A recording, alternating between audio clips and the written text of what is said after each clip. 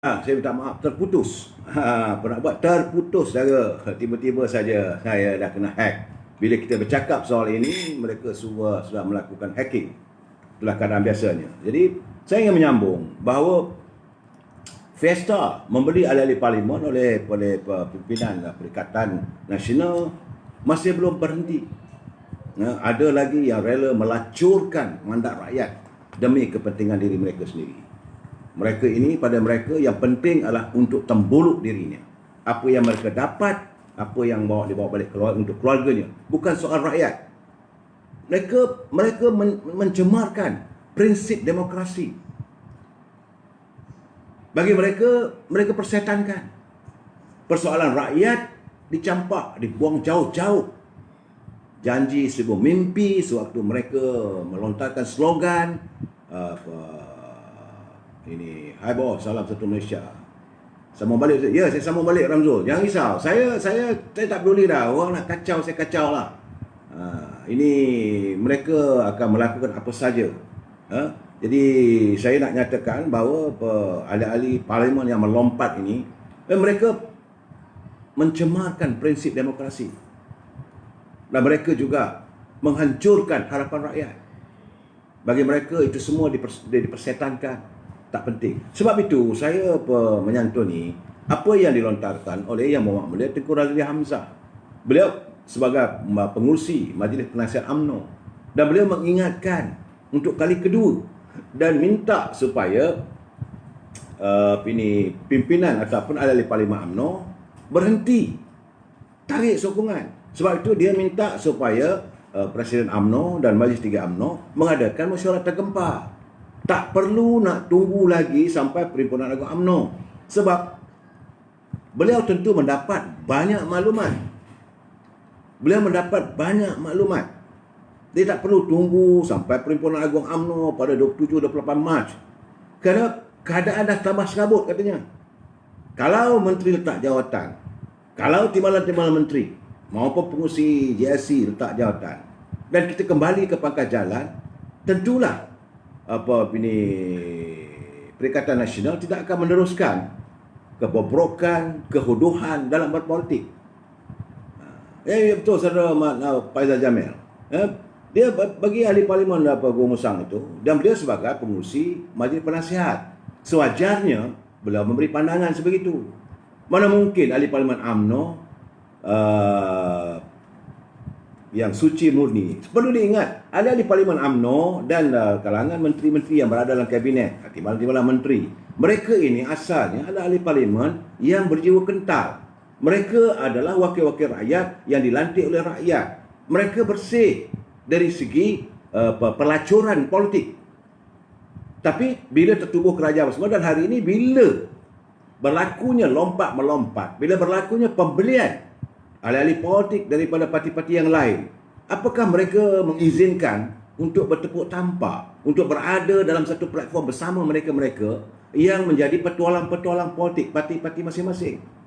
Mereka mengkhianati parti PKR, mereka mengkhianati parti Warisan, mereka mengkhianati parti Amanah, mereka mengkhianati kemungkinan parti PAS, mungkin mereka mengkhianati parti DAP dan sebagainya. Jika ini berlaku, akhirnya wakil-wakil rakyat UMNO ini terpalit dengan kekotoran.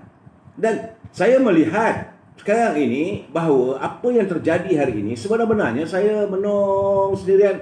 Saya kata akhirnya ahli-ahli parlimen daripada UMNO Barisan Nasional, ahli-ahli parlimen yang menjadi menteri dan semuanya, mereka ni akan jadi kupang tembaga. Mereka tidak lebih daripada, kalau dulu saudara ingat, zaman saya dululah di belah negeri belah-belah utara, dia ada Ghazal Party. Ghazal Party ni tiap-tiap kali bila main Ghazal Party tu, ada 2 orang penari. Dia bukan perempuan. Dia belah-belah Kedah, belah-belah Perlis, belah Pulau Pinang. Negeri tu mereka menyebutnya sebagai darai. Pondan lah. Lelaki menari pakai perempuan apa semua. Ahli-ahli parlimen UMNO yang berada dalam kerajaan Perikatan Nasional sekarang ni, mereka ibarat darai tua yang tidak ada nilai dah. Kerana pimpinan PBM akan menyantuni, mungkin membayar harga tertentu kepada ahli-ahli parlimen yang baru. yang sudah pun ditarik masuk menyokong mereka. Kerana ini nak jadikan sebagai shield ataupun ini mereka penting sebab mereka ini dilihat sebagai pelindung ataupun shield itu nak kata shield apa shield cakap orang putih cakap Melayu perisai. Nak dijadikan perisai untuk mempertahankan kuasa mereka. Sebab apabila saja Duli Yang Maha Mulia Tuan Agong sudah memutuskan, baginda setelah bertemu dengan dua orang speaker, satu speaker Dewan Rakyat dan speaker Dewan Negara, dan akhirnya mengeluarkan kenyataan, istana mengeluarkan kenyataan bahawa Parlimen boleh bersidang. Itu merupakan ketakutan, kengerian yang amat sangat kepada pimpinan Parti Peribumi Bersatu. Maka untuk itu, suka tak suka, mereka harus mengadakan persidangan Parlimen.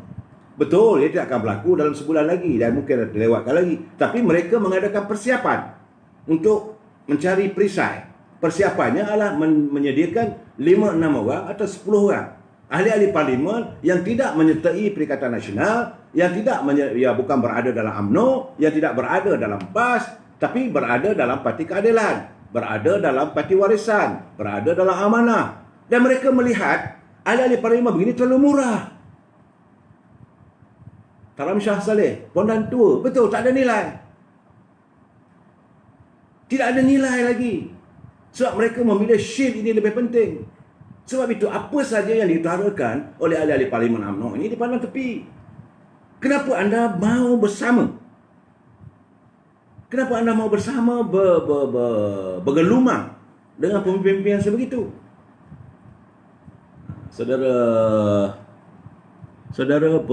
Rian Junior, kuli orang lama, otai kuli, dah tahu selok-belok permainan politik. Beliau sudah dapat menjangka apa akan berlaku. Sebab itu semalam dia mengeluarkan kenyataan itu. Dia menghantar pada saya dan hari ini tular di media sosial. Seringkali Tengku Razali dia akan melontarkan sesuatu yang dia rusing kalau benda itu boleh berlaku. Dan dia memberi peringatan. Jadi sepatutnya dia ambil, janganlah dipersenda beliau. Sebab itu saya marah kalau orang kata Tengku buat begini-begini. Beliau melihat, tentulah laporan itu dapat daripada dia. Kalangan ahli Parlimen ramai juga masih menghormatinya sebagai the statesman, satu demokrat, ahli politik yang mengamalkan demokrasi tulen. Dia bilang tak ada masalah pada dia. Siapa yang nak jadi Perdana Menteri, jadilah. Kalau dilihat waktu dulu bila dia ditumbangkan oleh Dr. Mahathir dengan caranya sendiri, dikalahkan, semua orang tahu. Tapi dia menerima, okey, kalau itu hakikatnya, okey, pimpinlah. Kemudian naik pula Pak Allah. Okey, tak ada masalah pada dia. Naik Datuk Seri Najib, tak ada masalah pada dia. Dan begitu juga bila kembali Dr. Mahathir sebagai Perdana Menteri pun tak ada masalah. Dan kemudian naik Tan Sri Muhyiddin. Yang ini dia sudah menjangkakan, dia kata I cannot associate. Saya tidak boleh bersekutu dengan Tan Sri Muhyiddin untuk dilantik sebagai Perdana Menteri sebab dia kata ini akan mengundang masalah pada negara. Sebab itu beliau adalah antara the only one daripada 42 orang ahli Parlimen UMNO yang tidak menandatangani surat akuan bersumpah untuk menyokong Tan Sri Muhyiddin sebagai Perdana Menteri. Saya ingat lagi peristiwa itu. Lah, bila saya bertanya pada beliau, kenapa dia kata tak boleh? Asal dia dah dapat meneka sebab Tan Sri Muhyiddin pernah menjadi timbalan pada beliau. Waktu beliau jadi Menteri Perdagangan dan Industri, Tan Sri Muhyiddin adalah timbalan beliau. Jadi begitu juga Datuk Seri Najib. Datuk Seri Najib waktu beliau jadi bersama dengan Tengku Razali bukan satu hari. Balik daripada London sebagai pegawai khas. Kemudian bila menang Parlimen di Pekan, dilantik sebagai timbalan Menteri Kewangan.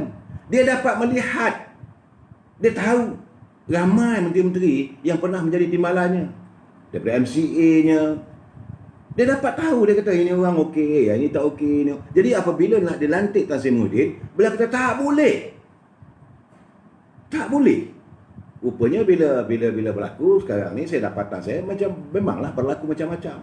Sewaktu Tan Sri Muhyiddin menjadi Menteri Besar di Johor pun banyak berlaku kebejatan politik, kebejatan pentadbiran.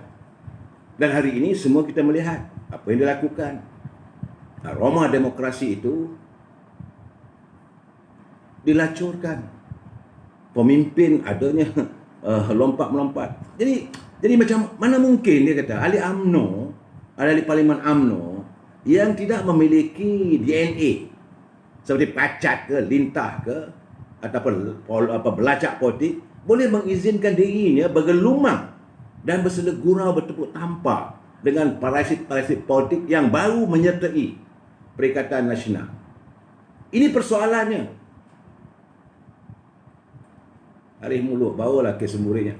saya tak mau timbul soal itu. Jadi, kita sewajarnya, saya yang beri peringatan. Saya cuma bagi tahu pada ahli-ahli Parlimen UMNO.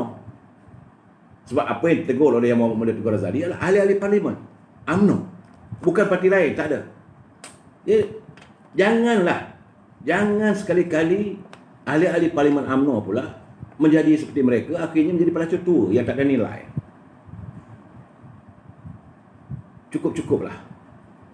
Cukup-cukuplah ahli-ahli Parlimen UMNO merelakan apa yang berlaku, langkah Sheraton dan sebagainya.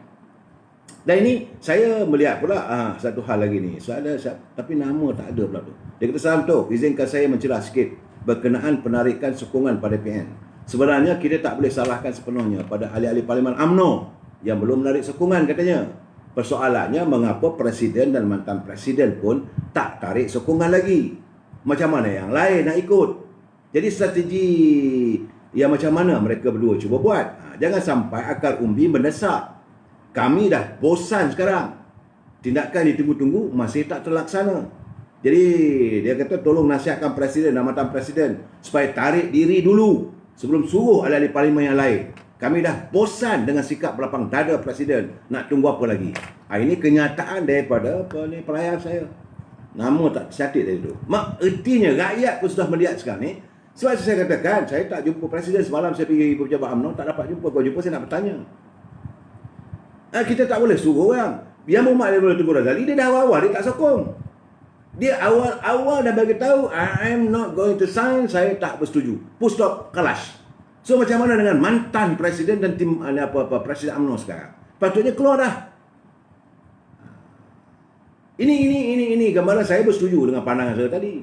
Sebab saya kena ingat ya, dulu Parti Pribumi ni dia ada 13 kursi je masa menubuhkan kerajaan Pakatan Harapan.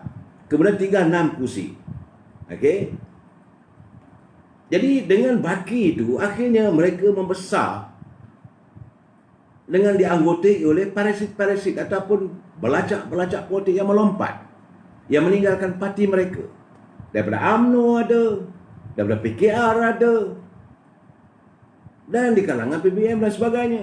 Dan sampai bila kita harus meredakan keadaannya?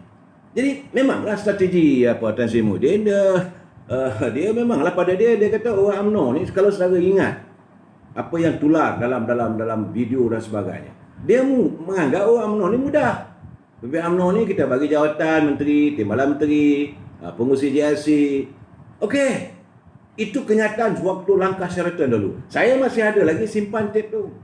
Saya masih lagi teringat-ingat kenyataan begitu. Sebab beliau melihat pemimpin UMNO ataupun ahli Parlimen UMNO ni murah sangat. Itu yang membuatkan saya marah. Dan ahli-ahli Parlimen UMNO ni seolah mengiyakan kenyataan itu. Shah Aril Ahmad Manuti manapun ni bukan nak melalak macam anjing kat sini pasal. Tak apalah Syah, saya tak dapat sebab saya tak ikuti apa yang anda bergaduh tu. Cuma saya pesan pada saudara, gunakan bahasa baik, jangan kita gunakan, jangan kita membinatangkan sama manusia. Semua bagi saya janganlah. Saudara Al-Nuri bertolak tu yang lompat kata. Ini masalah yang saya cuba utarakan, bahawa mereka akhirnya merosakkan demokrasi. Mereka akhirnya melacurkan mandat rakyat. Sewaktu pilihan raya dulu, mereka menggamit yakin rakyat dengan melontarkan kepelbagaian janji 1000 mimpi. Rakyat terpesona, rakyat mengikuti menyokong mereka, berhempas pulas memenangkan mereka. Saya tak ambil kisahlah soalnya dia daripada parti pembangkang, macam daripada parti PKR. Malah tadi saya dengar jugalah saudara Iswadi terjerit-jerit, dia marah. Itu masalah dalaman parti anda. Tetapi yang saya sedih dan kasihan adalah warga yang mengundi Jerry Seng tu di Jelau ataupun yang mengundi di Temberau. Sebab waktu mereka mengundi, mereka tak ambil peduli dah. Mereka kata dia tak mau. Dia percaya pada PKR. Akhirnya kepercayaan mereka dilacurkan. Itu yang saya nak utarakan. Bila kita bercakap soal politik, kita jangan soal parti kita saja. Kita harus menyantuni juga warga-warga dan parti lain. Saya dah bercakap dulu, pedihnya warga UMNO melihat adanya ahli-ahli Parlimen UMNO yang melompat, yang menjadi petualang, dan mereka ini menjadi belacak yang meletakkan kepentingan diri mengatasi segala kepentingan parti, meletakkan bahawa impian untuk diri mereka, mau mengisi tembolok mereka dengan wang soal halal haram tak ambil peduli. Jadi bagi mereka masuk parti PBN, dan mereka meninggalkan perjuangan UMNO, mereka meninggalkan para penyokong UMNO yang begitu setia. Saban malam mereka setia untuk memenangkan mereka sebagai wakil rakyat. Bila dah menang, begitu saja ditinggalkan. Dan ini juga berlaku kepada penyokong dan pendukung PKR. Saya bersimpati dengan mereka. Kita harus bersimpati. Kita dah terasa, kita tahu kepedihan yang dialami. Sampainya hati ahli parlimen daripada PKR meninggalkan parti PKR. Parti yang meletakkan mereka sebagai calon. Parti yang mengusahakan mereka sebagai calon. Parti yang menjadikan mereka sebagai ahli parlimen. Rupanya mereka lebih hina daripada seorang pelacur. Melacurkan keyakinan rakyat untuk kepentingan diri mereka sendiri. Orang macam ni tak layak dilantik sebagai pemimpin. Orang macam ni bukan pemimpin. Orang macam ini adalah orang, kalau ada berlaku sesuatu keadaan pada negara ini, orang ini jangan diharapkan untuk memperjuangkan seorang rakyat. Bagi mereka berkali-kali saya katakan, perjuangan rakyat diketepikan. They don't bother about rakyat. They only bother about themselves and family. Ini yang berlaku. Saya bukan mengatakan bahawa untuk ahli-ahli Parlimen UMNO saja yang melompat. Bagaimana saya melihat dari PKR. Begitu susah payahnya Dato' Shafie Apdal menghadapi serangan. Kita juga menyerang warisan. PBM juga menyerang warisan. Dato' Shafie Apdal mengepung bala tenteranya untuk meletakkan wakil rakyatnya untuk menang. Setelah menang melompat. What type of people you are? Apa jenis manusia anda ini? Dengan begitu mudah saja sign deklarasi untuk mendapat habuan. Dan besok bila ada pilihan raya akan datang lagi bertemu dengan rakyat, membawa janji seribu mimpi. Enough is enough lah. Apakah mereka melihat perjuangan politik ini benda yang main-main? Apakah mereka melihat percaturan politik ini hanya untuk mencari kekayaan? Saudara dilantik sebagai pemimpin. Jawatan itu bukan murah. Nah, yang tak sabar sangat ni kenapa? Apakah anda hidup miskin, melarat, papa kedana kalau tidak menyertai parti lain? Anda juga ada allowance. Kalau ahli parlimen dapat 16,000, 17,000, 20,000. Apakah anda akan papa kedana hidup anda? Melarat jadi pengemis kalau tidak menyertai parti yang lain? Teruskanlah perjuangan. Sebab itu saya kata, mari kita berdebat. Kalau anda sebagai ahli politik, anda daripada parti PKR. Sebab itu saya sanggup hadir di pentas PKR untuk bersama kita berdebat, bercanggah ini bertukar fikiran. Lain tidak untuk rakyat. Tapi anda memilih untuk menjadi bukan bacol, ini bukan soal bacol. Ini soal khianat. Saya marah bagi orang yang menggadai, yang melacurkan segala kepercayaan rakyat. Orang yang melihat rakyat itu terlalu kecil bagi mereka. Too small to them. Mereka menipu rakyat. Mereka adalah penipu paling besar abad ini. Dan mereka melacurkan politik ini. Mereka menggunakan politik ini untuk kepentingan diri. Akhirnya rakyat terpedaya. Ini saya marah. Jadi orang macam ini yang kita nak angkat untuk menjaga untuk kepentingan rakyat. Untuk menyelesaikan masalah kumpulan seorang pekerja. Orang macam ini yang akan bersuara untuk memastikan moratorium rakyat. Saudara Ros, merepek apa betul? Saya tak merepek, saya tengah marah. Kalau saudara nak sokong wakil rakyat begitu, sokonglah. Kalau saudara sokong menteri yang ada, mungkin saudara ada projek, teruskanlah. Saya tak peduli.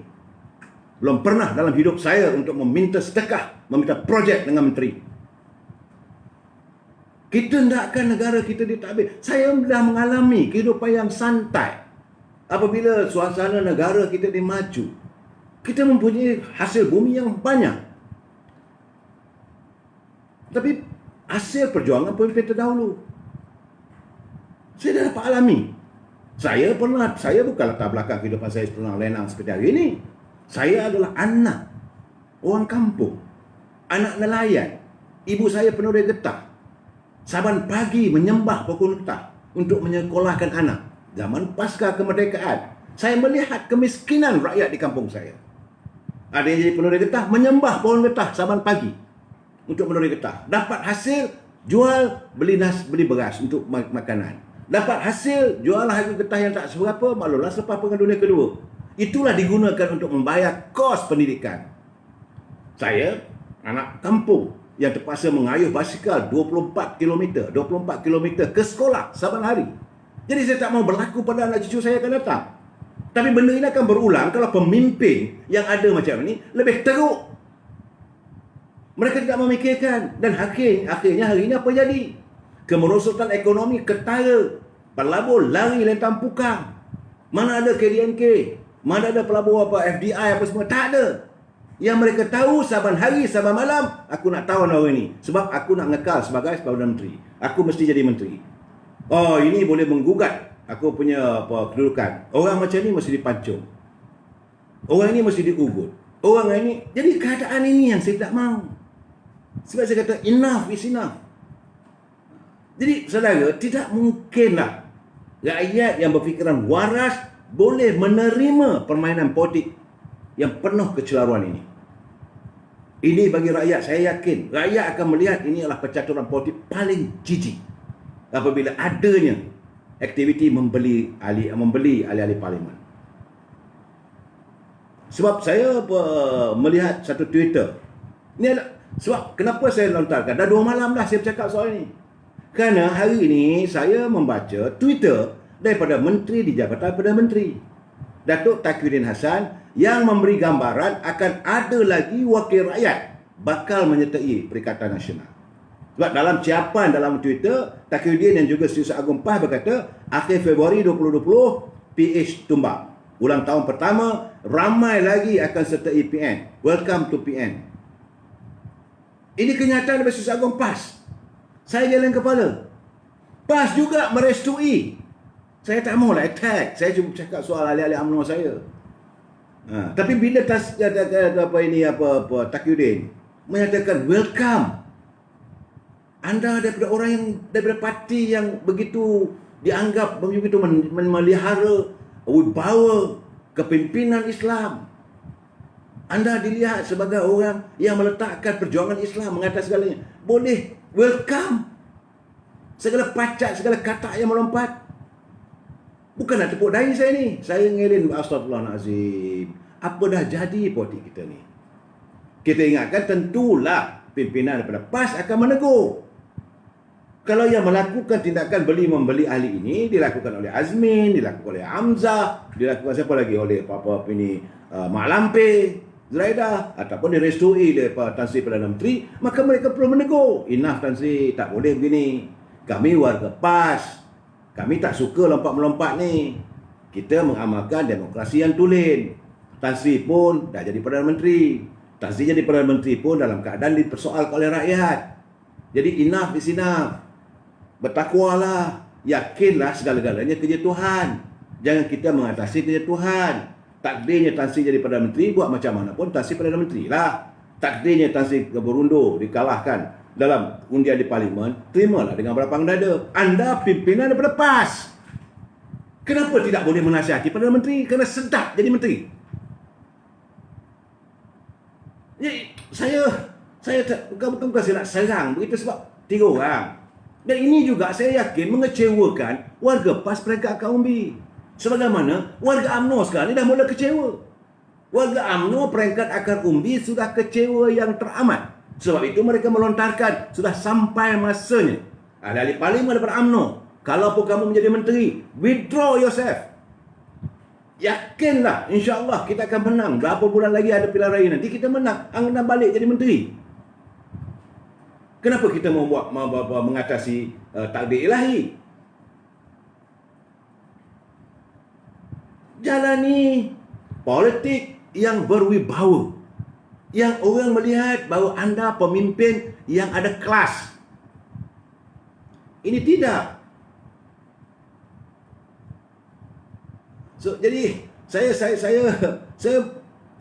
bila saya tengok kenyataan daripada Taqiyuddin, dia kata together we serve the people and the nation in this difficult and unprecedented time. Dengan orang macam ini, anda nak menyelesaikan masalah rakyat? Dengan ahli-ahli parlimen yang melompat ini, anda nak letakkan harapan mereka boleh menyantuni masalah rakyat, yang meletakkan kepentingan rakyat mengatasi kepentingan diri sendiri. Datuk Taqiyuddin, anda susah PAS. Saya ingat, go back to your own party. Bertanyalah dengan pimpinan PAS. Bertanyalah dengan akar umbi. Malu warga PAS melihat memiliki seorang pemimpin yang sebegini, yang sanggup bersekongkol, yang sanggup bergelomang dengan orang yang lompat-melompat. Saya tak tahu. Saya serahkan pada ahli-ahli PAS. Tapi bagi kita, betul, memanglah sekarang ni dari segi pimpinan Majlis Tinggi mungkin merasakan bahawa kita akan mengadakan Perhimpunan Agung UMNO pada 27 dan 28 bulan. Tapi apa yang dilantarkan oleh pengurusi Majlis Penasihat, pengurusi Jemaah Penasihat UMNO, dia kata tak payah tunggu dah.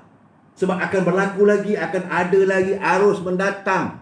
Akan ada lagi ombak tsunami yang melanda politik negara kita ni. Apabila berlakunya kemasukan beberapa orang daripada parti-parti lain menyertai PN. Kerana waktu itu sudah terlewat. Waktu itu ahli-ahli Parlimen UMNO sudah dilihat dipinggirkan. So sebelum kita dipinggirkan, letakkan harga kita balik. Itu maksud Tan Sri Tengku Razak Hamzah. Bukan nak suruh runtuhkan kerajaan. No. Kalau benar mereka nak beli, belilah sangat. UMNO tarik diri. Sebab kita tidak boleh mengeksekusikan diri kita. UMNO tidak boleh merelakan partinya bersekongkol dengan pimpinan-pimpinan yang terdiri daripada kalangan belacak, katak. Cukuplah. Sebab rakyat akhirnya, sebab itu saya katakan berkali-kali, kalau ini percaturan politik mereka, rakyat juga bosan dan rakyat akan membuang mereka. Apabila musim pelarian akan datang, mereka akan ditolak oleh rakyat. Sebab mereka bukanlah orang yang boleh digantungkan harapan. They are not the fighter. Mereka bukan seorang pejuang. Mereka tidak lebih daripada darai-darai tua yang merasakan harga yang terlalu murah. Ini keadaannya.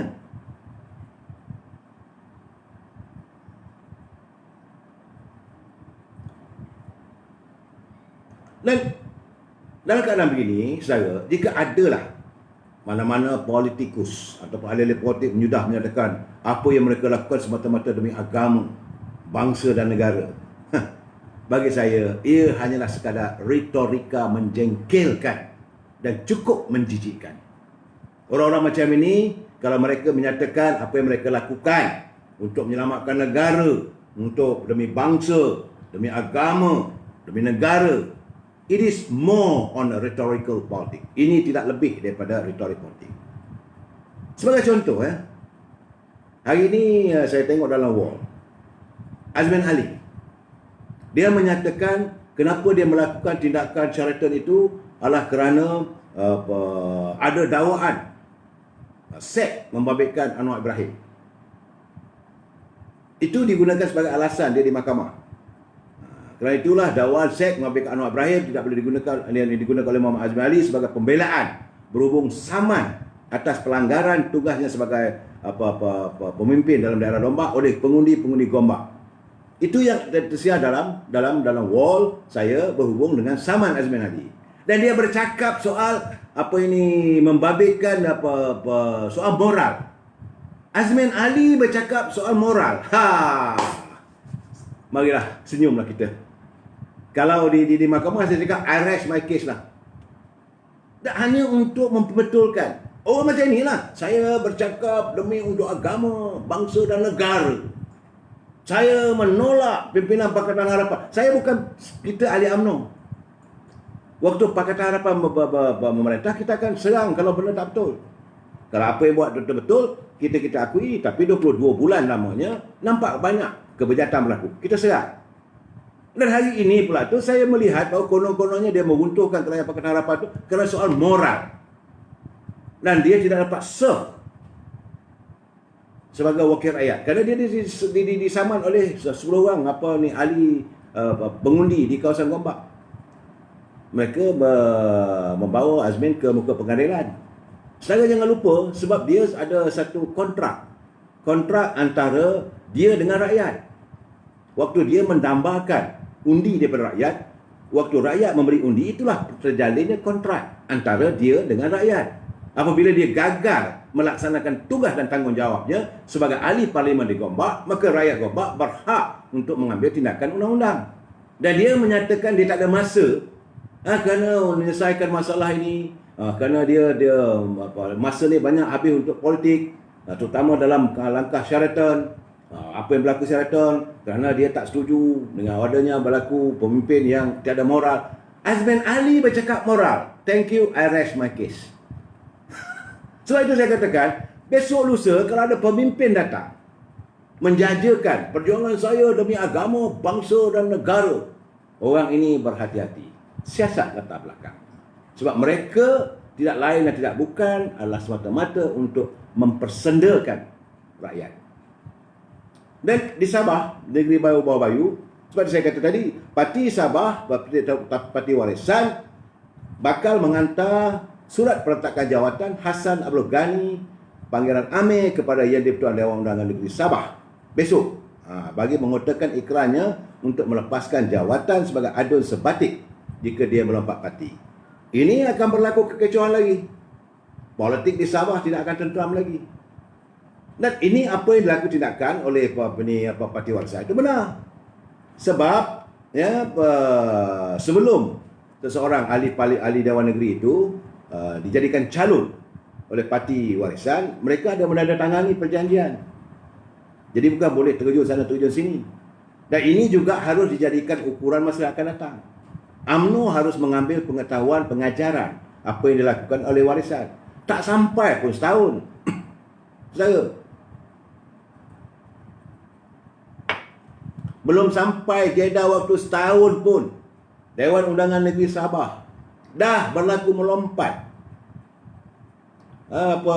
Ini dia kata surat berkenaan akan turut diserahkan kepada Yang di-Pertuan Sabah dan Suruhanjaya Pilihan Raya SPR. Perkara tersebut disahkan oleh Presiden Warisan Datuk Seri Muhammad Syafiee. Surat peletakan jawatan itu ditandatangani oleh Hassan A. Ghani pada 10 September sebelum beliau menerima watikah pelantikan sebagai calon warisan bagi kerusi Dun Sebatik dalam Pilihan Raya Negeri Sabah ke-16 yang lalu. Jadi artinya, apa yang dilakukan oleh Hassan Abdul Ghani ini, sebelum dia dapat surat watikah, dia dah sedia menandatangani perjanjian. Kalau dia melompat parti, maka dia meletakkan jawatan. Malahan dia ada juga rakaman video menyaksikan Hassan Ghani berikrar untuk setia kepada warisan dan kesediaannya menandatangani surat berkenaan sebagai bukti keikhlasan, bukan ada paksaan. Bagaimanapun, pada 25 Februari lalu, Hassan Abdul Ghani mengingkari ikrar tersebut apabila mengumumkan meninggalkan warisan dan menyokong gabungan rakyat Sabah DRS. Jadi kata Datuk Muhammad Syafiee, warisan tidak pernah memaksa mana-mana calon parti itu untuk menandatangani surat tersebut. Sebaliknya, mereka melakukannya atas kehendak sendiri untuk menjadi calon. Sebelum menjadi calon, mereka ambil surat perjanjian, sign dengan rela hati. Tak ada paksaan. Serah pada Presiden Parti Warisan, maka Presiden Parti Warisan mengeluarkan watikah. Jadi sekarang ni tanding. Bagai naklah ahli-ahli daripada Warisan berusaha untuk memenangkan Hassan ni sebagai calon. Dah menang, tiba-tiba bulan lepas umum keluar parti, masuk parti lain. Memanglah budaya melompat ni banyak berlaku di Sabah. Jadi ini harus dijadi pengajaran kepada UMNO dan Warisan Nasional. Jadi Datuk Seri Presiden UMNO kena lihat calon-calon daripada UMNO yang akan diturunkan bertanding akan datang, bukan hanya menandatangani perjanjian, mesti ada surat. Bukan aku janji saja, aku bersumpah dengan lawyer dan sebagainya. Apabila mereka melompat saja dengan sendirinya, mereka tidak lagi menjadi wakil rakyat. So ini yang dilontarkan oleh Datuk Nazir Aziz. Dia dah cakap dalam sidang parlimen, saya ingat tak silap saya 3 bulan ke 4 bulan dulu. Dia kata sudah sampai masanya. Macam mana yang kata oleh Saudara Zarin, teman-teman saya dalam yang lain, di negeri Indonesia, di Thailand memang dah ada undang-undang anti-hoax. ataupun undang-undang anti lompat. Kalau dia lompat saja parti, maka dia hilang jawatan dia sebagai wakil rakyat, ahli parlimen, dan kerusi itu kekal milik parti. Jadi bila parti yang bertanding, bila ada pilihan raya, maka parti yang bertanding, bukan orang. Saudara Nek Ros Mazli, surat itu boleh pakai. Kalau ada dalam undang-undang sebab itu perlu dipindah undang-undang ni. Bagaimanapun mereka mempunyai merit yang kuat untuk berhujah di mahkamah. Pula lah pada hakim. Tapi bagaimanapun masing-masing ada argumennya. Saya melihat bahawa sudah sampai masanya selepas pilihan raya akan datang, kerajaan mana pun perlu mewujudkan undang-undang anti lompat.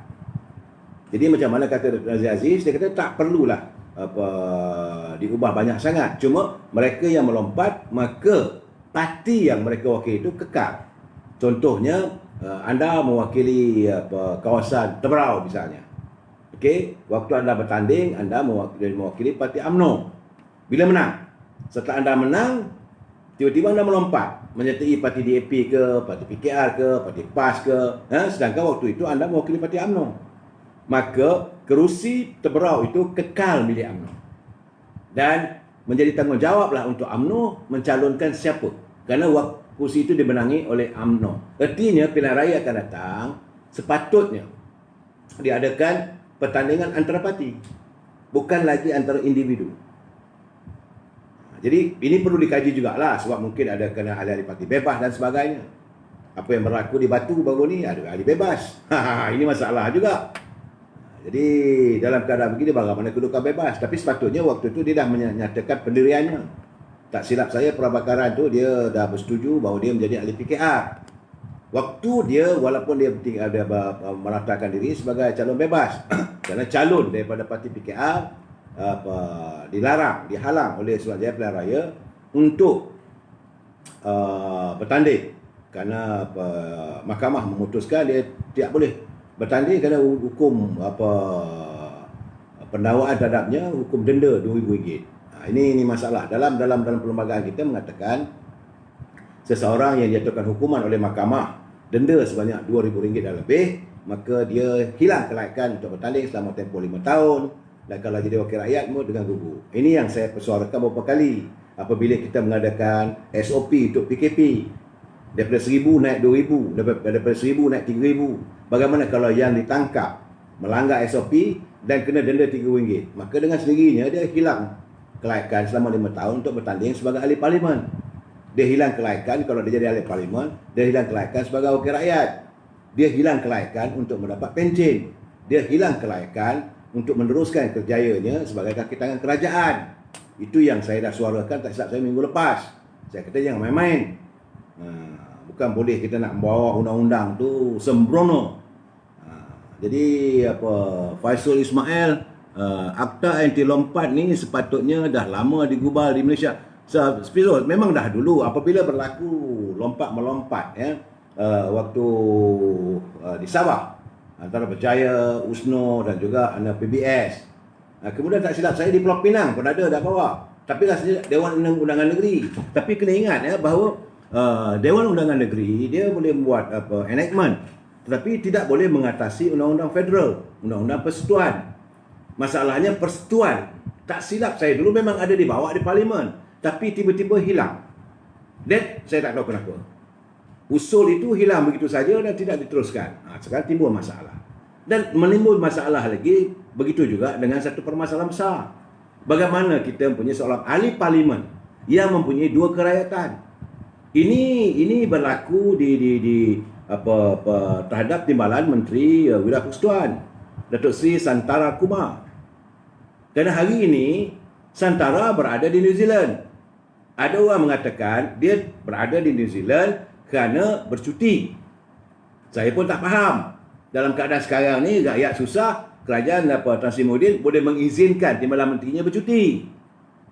Tentulah percutian itu ditanggung oleh rakyat, kosnya, segala tambangnya, segala penginapannya. Kalau dah sampai 3 bulan lepas hal.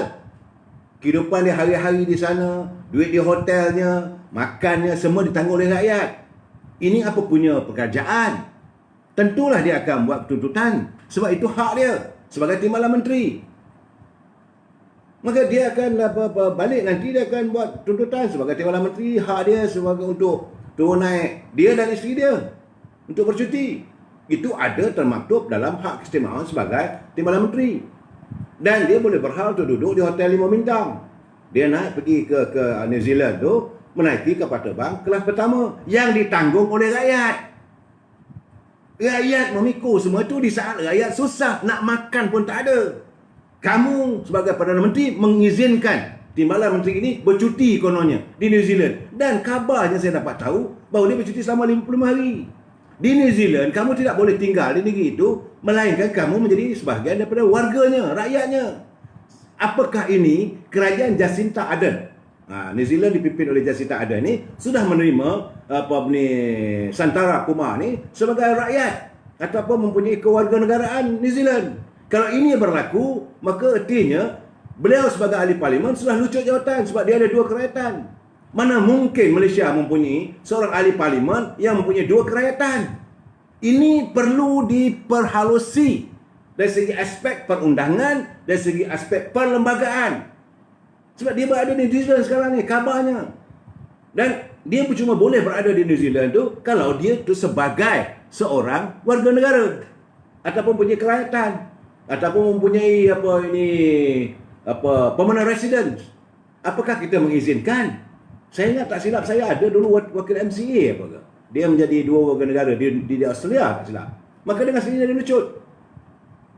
Dan ini keadaannya, saya harap kita perlu melakukan satu reform, satu islah kepimpinan dalam kerajaan hari ini. Kita sambung lagi malam esok. Wabillahi taufiq wal hidayah. Assalamualaikum warahmatullahi taala wabarakatuh. Selamat malam.